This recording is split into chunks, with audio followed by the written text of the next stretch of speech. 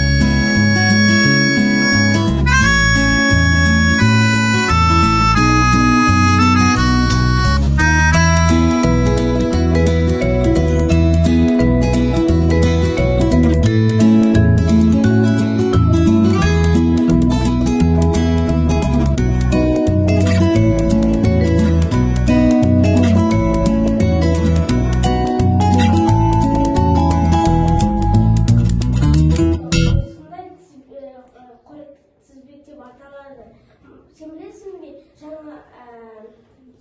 Canavarlar 4 topqa bölünеді. Çırkış, münafini, және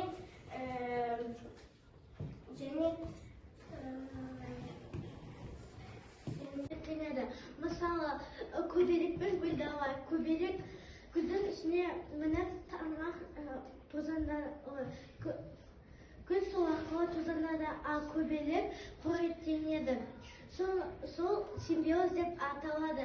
Ал бір-біріне қарым-қатынас болса, ол жыртқыштық деп аталады. Жануарлардың тістері шөпке, жылқы, сиыр, тағы да басқа жануарлардың тістері шөпке жарайды.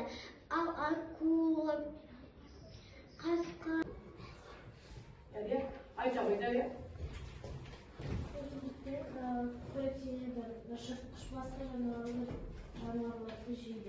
Басқа жыртқыш жануарларды жейді.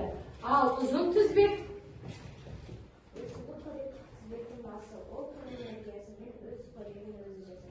өте жақсы. Балалар, енді қараңдар. Өсімдік қоректік жануар жыртқыш дейді. Бұлар жаңағы өсімдіктерді жануарлар не істейді? Жейді. Ал қысқа тізбекте шөп, қоян, қасқыр. Неге жазды? Қоян шөп жейді, қоянды не жейді?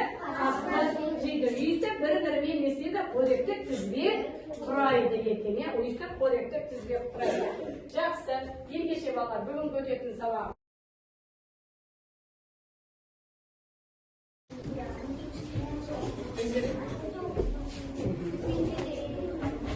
Өте жақсы балалар, бүгінгі сабаққа суретпен жұмыс әдісі арқылы қазір біз суретте көріп тұрған не көріп тұрсыздар суретте? Қандай?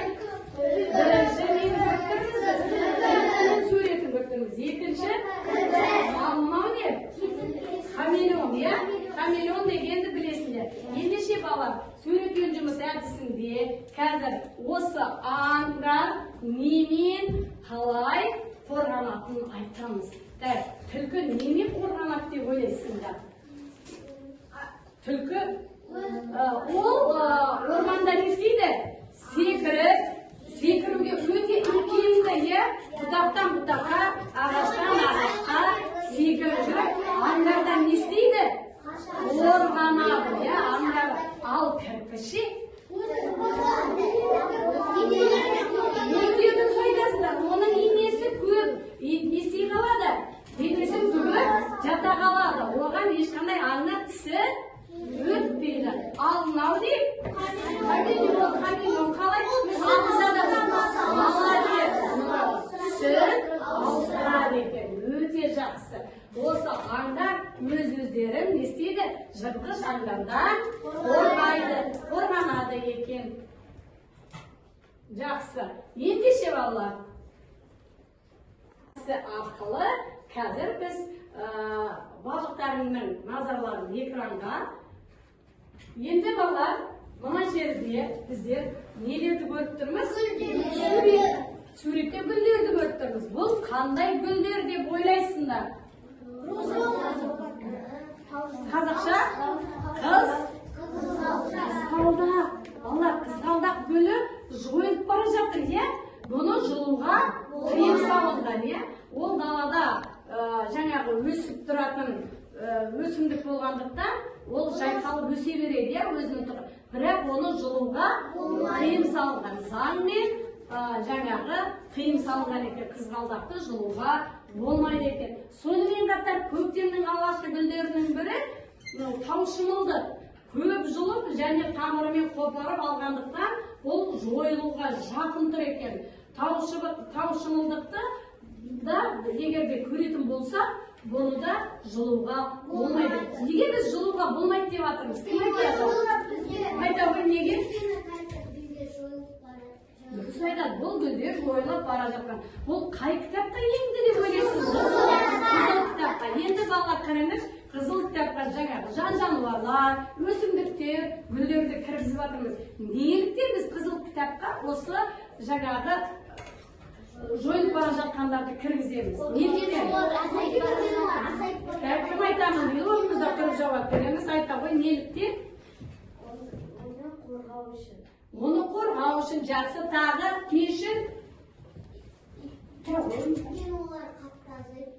Өйткені олар азайып бара жатыр. Ұмытылып қалмау үшін, оларды азайып бара жатқандықтан біз қызыл кітапқа енгіземіз. Қызыл кітапқа жойылып бара жатқан жан-жануарлар, өсімдіктер тізіміне кіреді екен, иә? Өте жақсы. Керек деген қазір бірлескен жұмыс жасаймыз. Жүппен әр бала қорықтың атауы, қорықтың құрылу мақсаты, өсімдіктер, жан-жануарларды жазасыңдар. Қорық не үшін керек деген жаңағы бірлескен жұмыс жасаймыз. Осы кестені толтырасыздар. Әр жүпқа біреу. Дайындалай беріңіздер.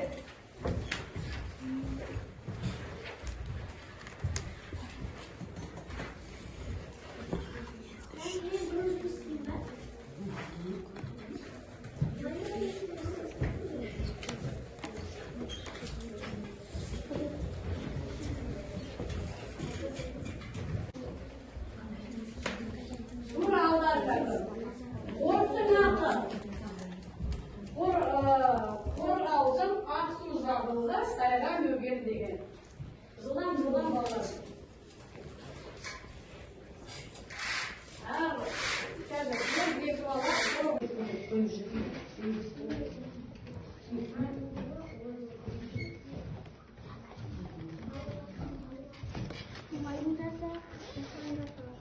бір бала қорғасын не болды?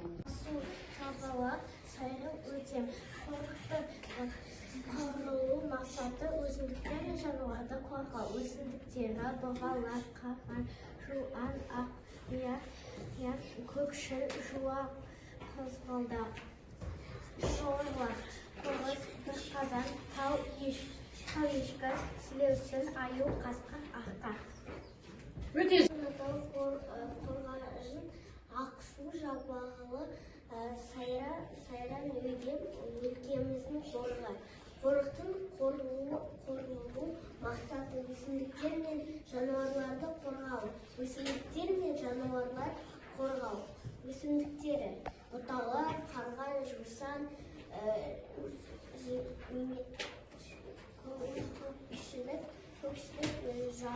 көкшіл, иә? Жауа, қызғалдақ, жануарлар, қоқыс, қоқиқаз, бір қаз. Насын бұру, орманды кесу, жануарлардың тіршілік ортасын тарылтып, өрт, су тасқыны, сел, қар көшкіні тәрізді табиғи апатты себеп. Насын бұру, орманды кесу. Өздеріңіз тауып келесіздер. Енді бүгінгі кері байланыс балалар. Егер мен сабақты түсіндім десін, жасыл стикер. Егер сабақты әлі де маған қажет түсінген жоқпын десе, сары стикер. Мүлде сабақты түсінбедім десе, қызыл стикер келіп бағалап кетесіздер. Ал, кетесіздер. Мынандайдан өздеріңіз аласыздар. Қандай еді? Жабыстамыз ба? Аха. Біреуін бересіз. Қоректілер. Аха. Екіншісінде? Тырнағы өткір болмайтын жануар тобының атауы өсімдік қоректілер. Даму кезеңінің жұмыртқа дәрнәсіл ересек жәндік деген сатыдан тұратын бунақ денелі көбелек. Көбелек пен гүлдің арасындағы қарым-қатынасты ата симбиоз. Өте жақсы, молодец. Айдия болды, қаландарыңыз. Біріншісінде, былай айтасам, біріншісінде. Жоқ, жауабын тез айтасам. Тырнағы өткір болмайтын жануар тобының атауы өсімдік қоректілері. Даму кезеңінің Екіншісін айтасам. көбелек. Үшінші. Симбиоз. Қоректілер.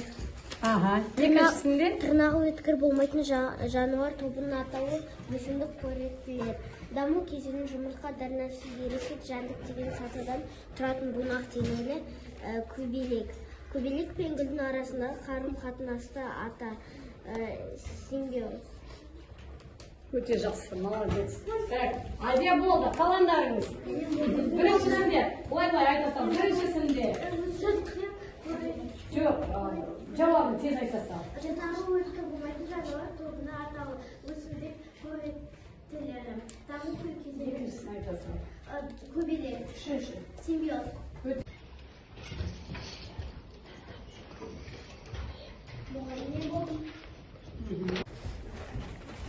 Жасылды, жасылдың тұсына. Алар, жасылды, жасылдың тұсына. Аламыз. 10 бал, 7 бал, 9 бал, 6 бал, 8 бал, 7 бал, 10 бал, 10 бал. Өте жақсы. Бүгінгі балалар сабақ сіздерге түсінікті болды ма? Бағалау парағын қойып қоясыздар. Қазір мен сіздердің бағаларыңызды күнделікке қоямын.